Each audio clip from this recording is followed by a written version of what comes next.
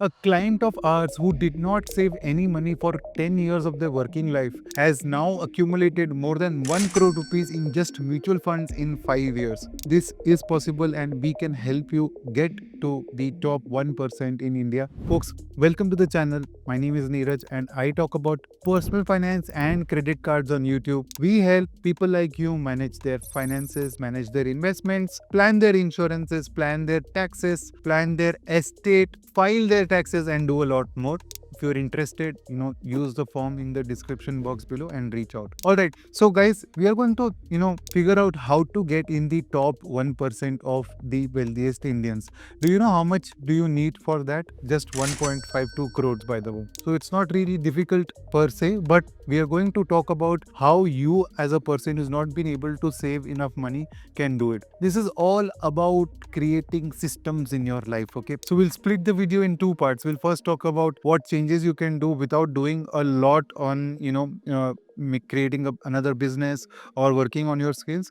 Just by changing certain systems you can start accumulating corpus.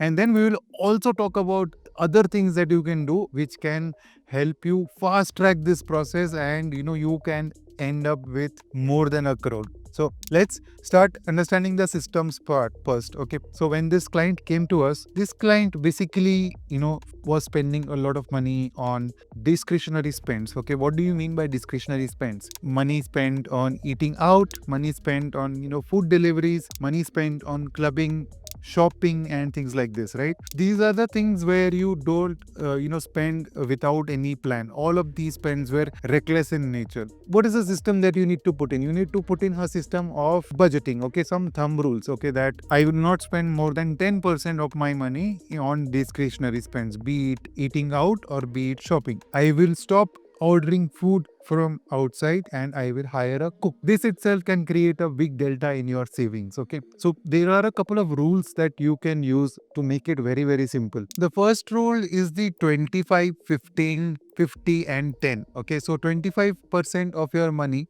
should go into growth investments. Mutual funds, provident funds, pension schemes, stocks, real estate, can be anything, right? So 25% of 100 rupees that you're earning should go in this. Then 15% for stability. Okay, what do you mean by stability? Here we mean that you park your money for emergencies or buy insurances with this money, right? Can be anything, right? So 25% for growth, 15% for savings, 50% of your income for fixed expenses, rent, groceries, your maids, house help, anything, utility bills. These are the things without which you cannot live on a day-to-day basis. These are the fixed expenses in nature. And lastly, 10% is your rewards, which is your discretionary spends, right? You can spend this money anywhere. Do you want to travel with this money that you're saving? Please do that. You want to go out and eat in a fine dining restaurant? Please do that. Idea should be that you play within this budget. Okay, you can change these ratios. You can make it 20, 10, 60, and 10. Okay, that's also possible. Or you can just stick to this rule and use the 25, 15, 50, and 10 rule. It's a great rule which you can use as a thumb rule to plan your budget and start investing money. The moment you put down the budget, right, the moment you open an Excel sheet and start writing these things down, it will help you greatly. If you want me to share an Excel sheet with you, comment and tell me, and if I get 50 comments, I will definitely share it with you guys in the next video. There is another simpler rule that we can use, which is the 75, 10, 15 rule. Okay, so basically 75 rupees of every 100 rupees that you are earning can be kept aside for spending. Basically spending on rent, utilities, travel, eating out, school fees, insurance, everything. Okay, this is a good thumb rule, probably a better thumb rule than the earlier one. Then the second is the 10 rupees that we are going to talk about is the emergency fund. So start keeping this money aside for your rainy day. Okay, you can invest it in multiple places. If you want me to do a video on how you can smartly invest your emergency funds, comment and tell me and we'll create a video for you. And then lastly, 15 rupees is for investing, right? So investing for your long-term goals, retirement, kids education. These are the the two most important goals for you. If you don't have kids, okay, and you don't plan to retire, start saving this money, start investing this money for your own financial freedom. Now, we used something similar for our client, right? And we started investing for the client. The client became very disciplined as far as the budgeting was concerned. Income kept increasing, all the bonuses were invested. All this helped the client to reach 1 crore of mutual fund corpus. Do you know how much did the client actually invest to reach the 1 crore of mutual fund corpus? We started in 2021 and we are today in 2025. Why don't you take a guess and comment how much did the client actually invest and how much was the return component of this 1 crore corpus? The other part, right? How do you get in the top 0.1% of the wealthiest individuals, right? Maybe, somebody who has 50, 100 crores of net worth. So if you want to create those kind of net worths, you have to own business, okay? You see, anybody who is wealthy is either a businessman or an investor or somebody who is an athlete or a film star. You will barely find employees, being in the top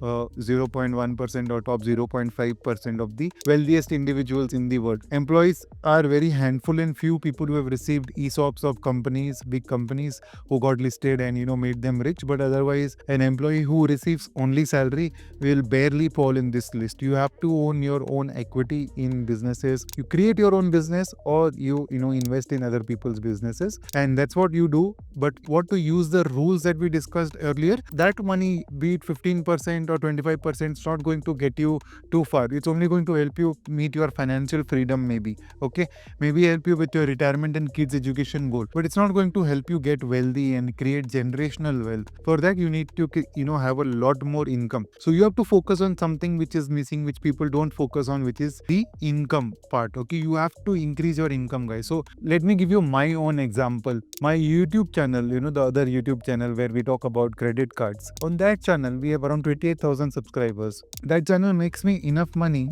so that I can survive on that income and not have any other businesses. I have multiple businesses as of today, but the whole idea that just one YouTube channel can help you survive on a monthly basis, it makes me as much as my previous last drawn salary from Deloitte, by the way. Okay, so this is the power of working hard and trying different things and seeing what will work for you. So the best part for you is these things don't even cost any money. So I've been always open to the idea that you should do businesses which do not cost any capital, or if you want to do a business which costs you capital, then you want to raise money, not use your own capital. That should be your whole idea. Whenever somebody tells you that you should be focusing on spending less, okay, this is true to an extent. Okay, this will work in the first part of the video where you don't want to work hard. But if you're somebody who is ready to work hard, who is ready to work after 6 p.m. when your working hours are over, then you should not be focused on spending at all, guys. Think about it. If you're spending 1 lakh rupees per month, you can reduce it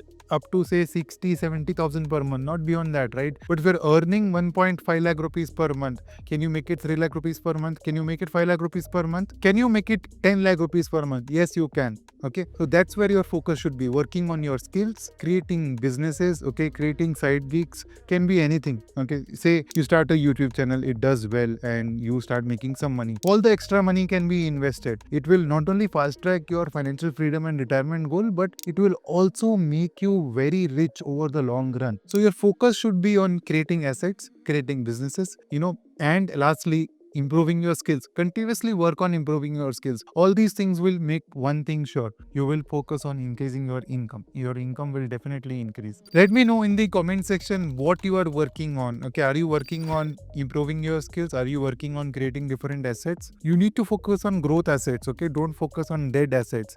You will start thinking that I will buy a house and earn rental income. It's not a growth asset. It's not going to grow more than 3-4-5% per year. A growth asset is something that grows at a very fast rate. It has to grow in double-digit rate of return. The faster you compound, the faster it doubles, the wealthier you will get. So when you are investing in equity, don't invest in dirt stocks. You're better off in a flexi cap mutual fund which will give you double-digit returns, right? So try to target returns between 12% to 15% in the long run. Again, not in the short run. Try to double your money every 4 to 6 years. This will only create the power of compounding for you and make you very, very rich. Let me know in the comment section if you enjoyed this video, and if you want such more videos, we will be happy to do it. Thank you for watching.